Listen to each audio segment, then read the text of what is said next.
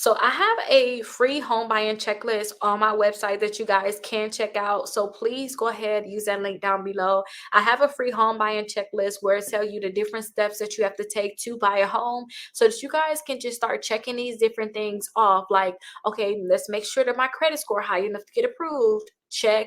Make sure my debt to income ratio, my debt to income ratio is good. Check. Make sure I talk to a mortgage broker and get pre-approved. Check. Make sure I connect with my realtor so I can start looking for homes. Check. Start looking at homes and putting a list together of the homes that I want. Check. Actually start doing my showings and narrow down a house. Check. Put my deposit in, my earnest money deposit in.